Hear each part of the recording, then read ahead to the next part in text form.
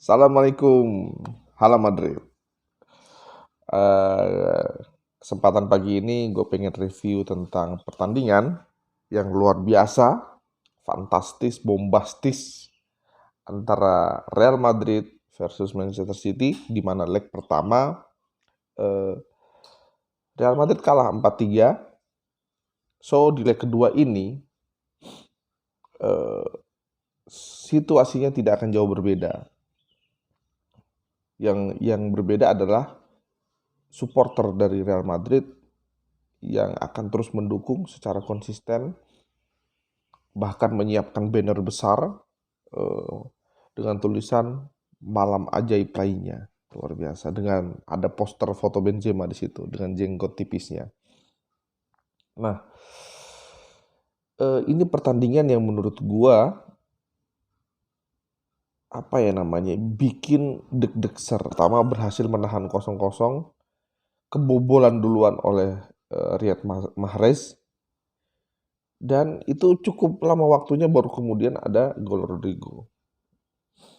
Eh, Taktik sebenarnya, kalau kalau gue perhatiin strateginya Ancelotti dengan komposisi pemain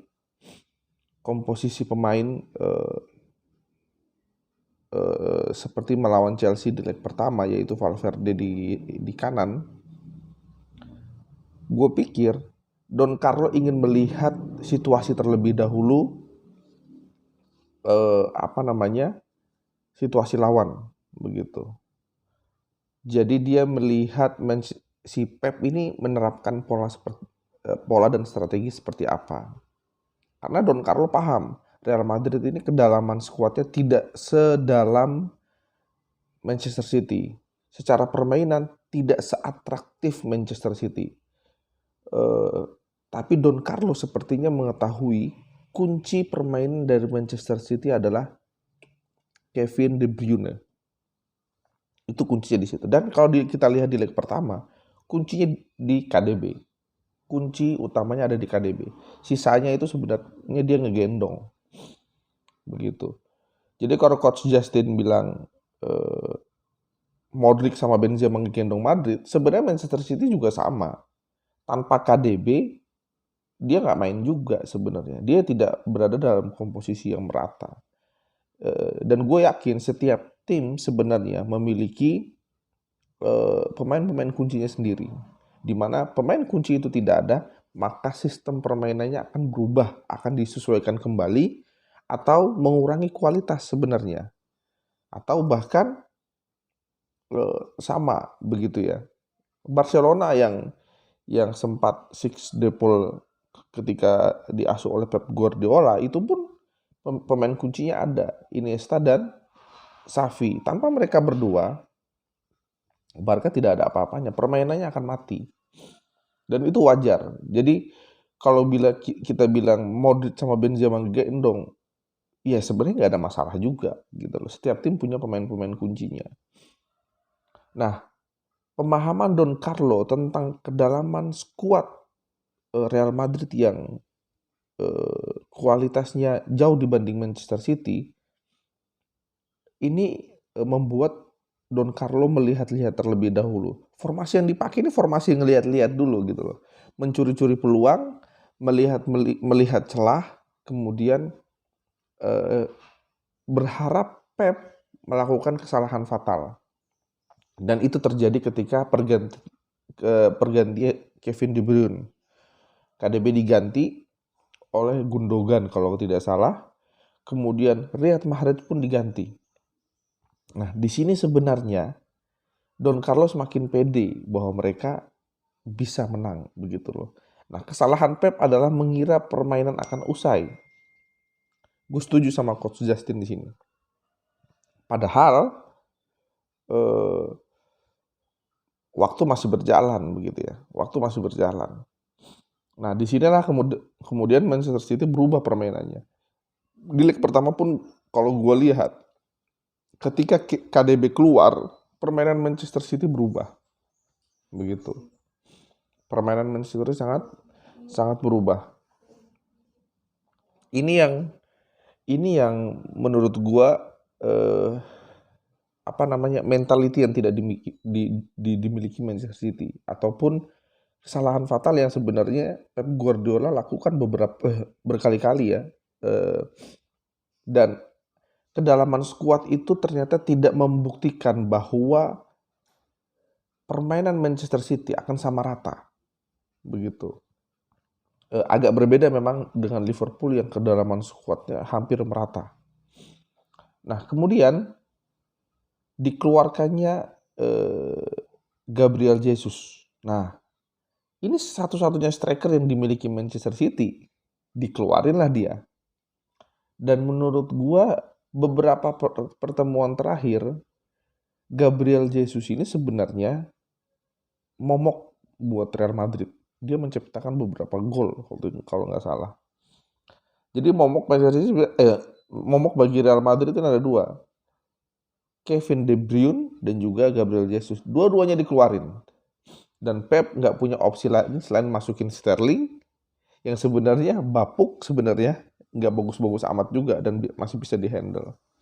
Nah, kalau kita lihat dari sisi strategi seperti itu, ada kesalahan Pep, ada pengalaman yang kemudian sama si Don Carlo ini dimanfaatkan dengan baik.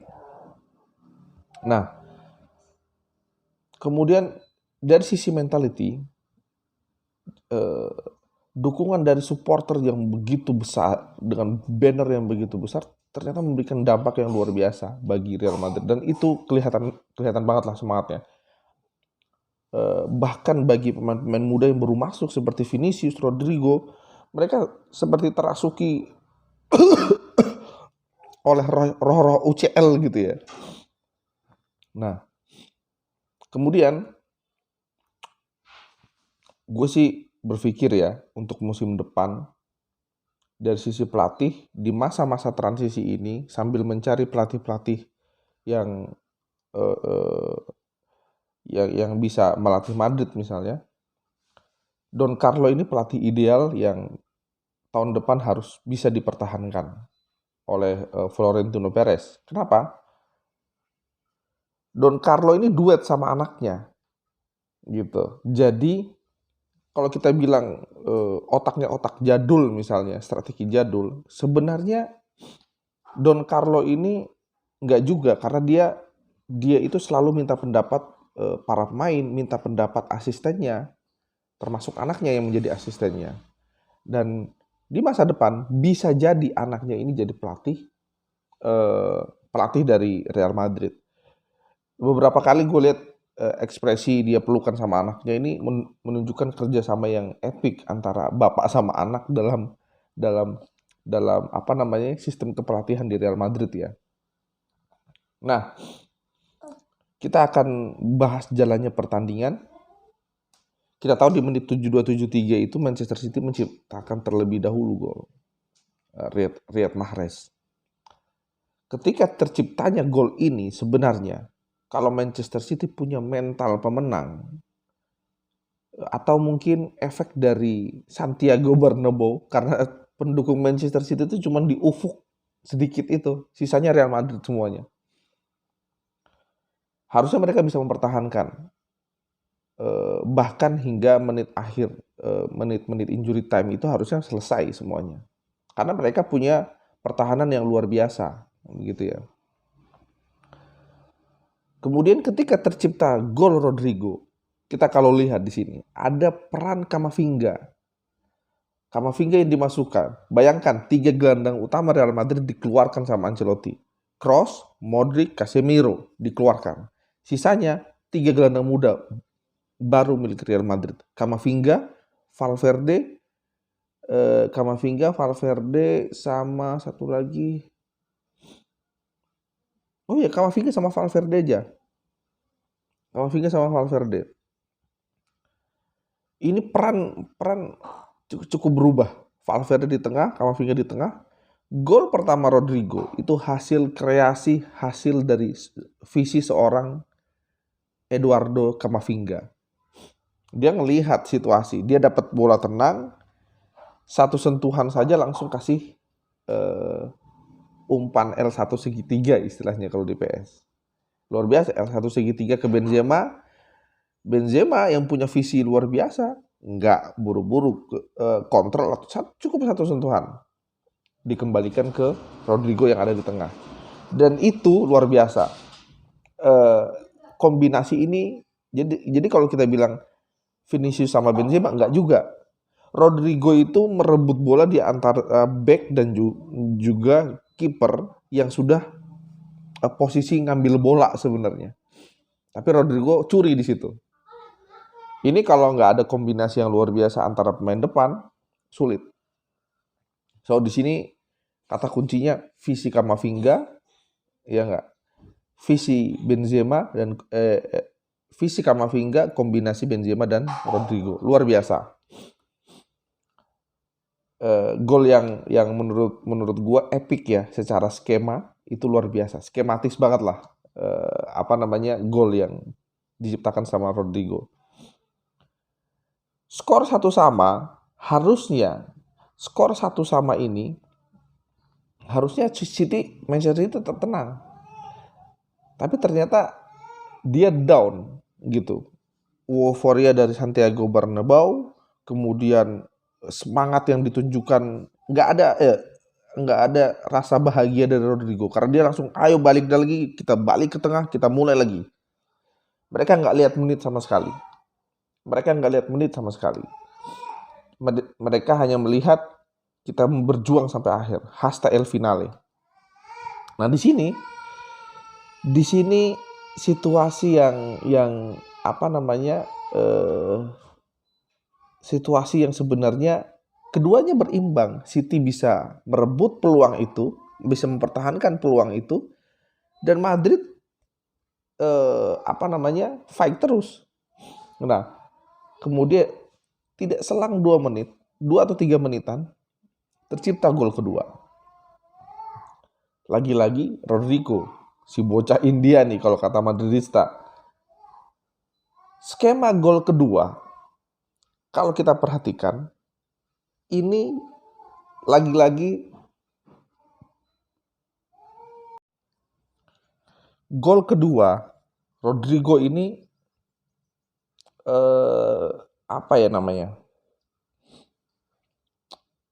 ada keterlibatan Camavinga dalam menunjukkan perebutan bola. Jadi di sini dia menunjukkan strength-nya. Dan ada peran dari Dani Carvajal ini yang sebenarnya kalau buat Madridista akan tahu bahwa Carvajal ini selalu punya peran penting di pertandingan penting. Dulu ketika final UEFA Champions, bukan UEFA Champions, Piala Eropa kalau nggak salah ya, yang juara Liga Malam Jumat versus juara UCL, itu detik-detik terakhir juga Carvajal kasih bantuan dengan golnya dia dribbling dari tengah langsung. Jadi, dan kalau kita ingat, Madridista yang ini tak juga ingat juga, dia ini salah satu pemain muda yang ketika di junior diberikan penghargaan berupa peletakan batu pertama di Valdebebas, ya, di tempat latihnya Real Madrid sama tim mudanya kalau nggak salah tuh. Jadi dia ini memang loyalitas terhadap Madrid itu luar biasa. Sejak dia masuk tim senior, luar biasa. Dia punya semangat yang beda sebenarnya. Hanya butuh support dari tim yang luar biasa, maka dia akan luar biasa. Dan ingat, dia tuh nggak terlalu ngefans sama Ronaldo. Dia ini lebih ngefans sama Raul Gonzalez. Karena menurut dia itu lebih manusiawi katanya. Karena memang Ronaldo bukan manusia, dia robot ya, latihannya aja luar biasa. Tapi kalau Raul istilahnya, mungkin dia lihat dari historinya dia ya, bagaimana perjalanan dia menjadi seorang Madridistas begitu ya, dan senior yang luar biasa. Nah, asis dari Carvajal ini luar biasa, khas. Kalau asisnya bola melengkung kayak begitu, udah enak Carvajal ini. Dan ini salah satu kemampuan Carvajal, memberikan crossing yang luar biasa bagi pemain-pemain atau striker di depan untuk menciptakan gol. Dan ingat, di sini Camavinga juga menunjukkan strength-nya, kekuatannya, sehingga bola itu bisa didapatkan kembali dan bisa menciptakan peluang dan akhirnya gol. Nah, babak kedua selesai, lanjut ke masa-masa extra time.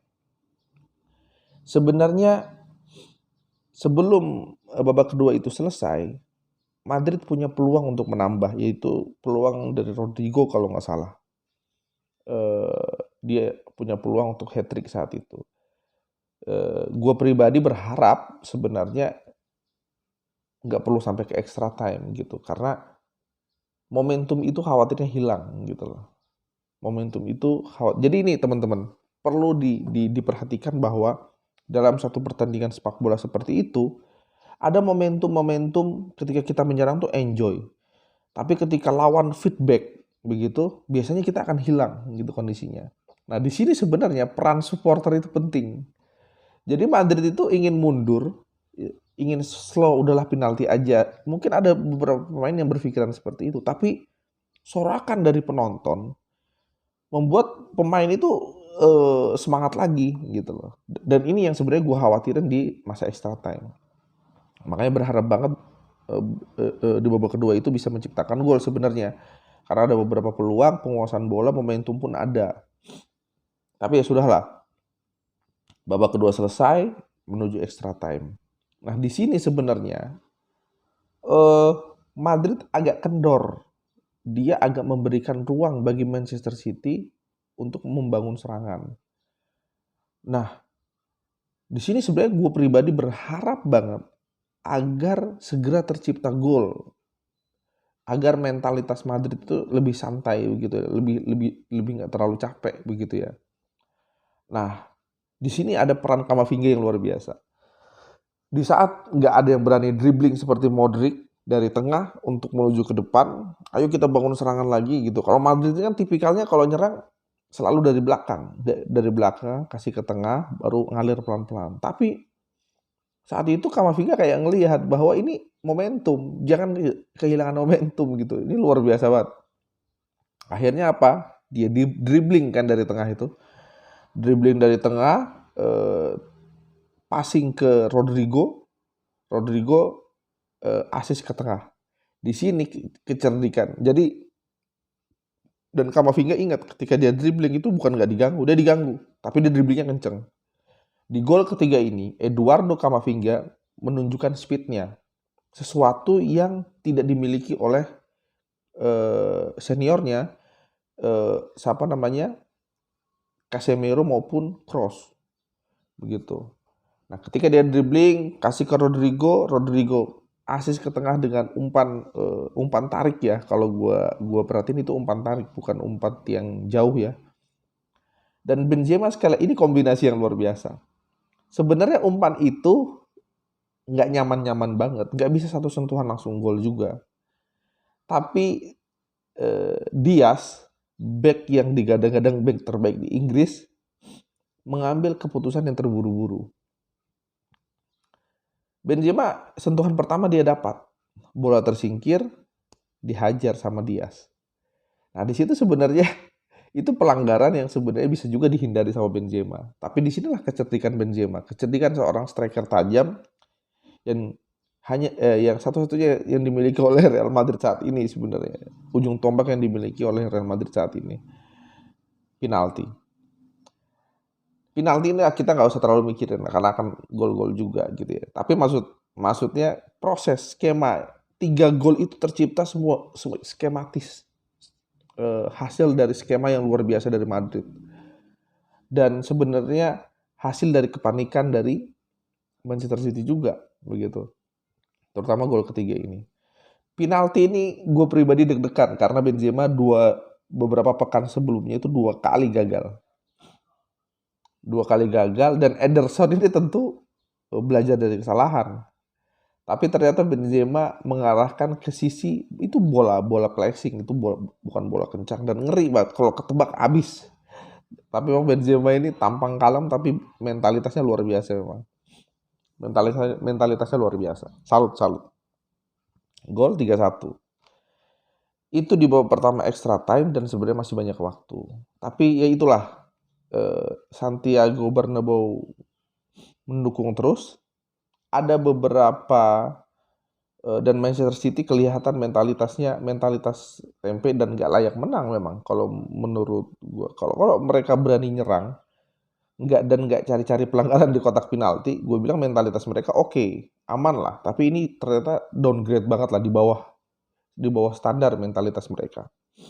Kalau tim yang sampai melaju ke semifinal nggak layak punya mentalitas seperti ini sebenarnya. Itulah kenapa juara-juara UCL atau yang langganan di semifinalis itu rata-rata yang Munchen. Ini mental gila semua nih. Kekalahan Munchen kemarin lawan Villarreal itu bukan karena mereka nggak bagus, bukan karena mentalnya mental tempe, tapi suwe istilahnya ya.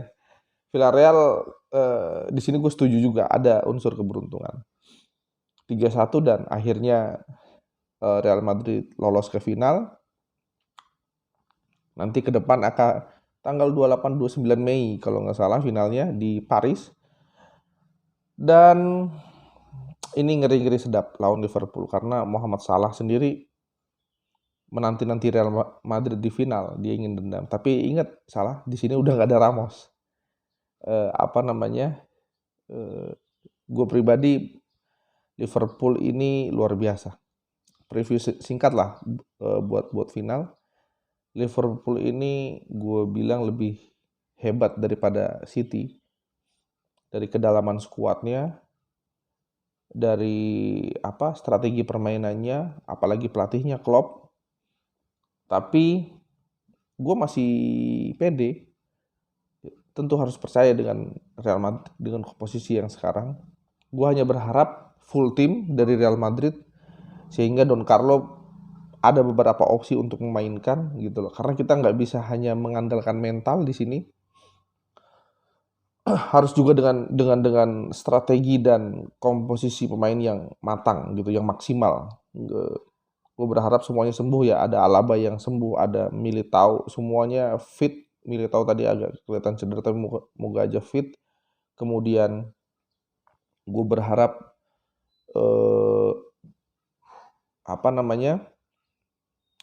pemain depan juga tidak ada yang cedera, terutama ini ada beberapa. Nah, situasinya ini kan berbeda nih. Liverpool masih dalam perebutan juara Premier League dengan Manchester City. Ini menarik. Kita hanya berharap Liverpool ini, ada harapan juga dari gue bahwa Liverpool ini konsentrasinya masih terpecah gitu. Selisihnya kan nggak terlalu jauh. Real Madrid bisa fokus ke final. Sehingga pemainnya nanti di 3 pertandingan sisa mainkan saja pemain-pemain cadangan, pemain yang jarang main.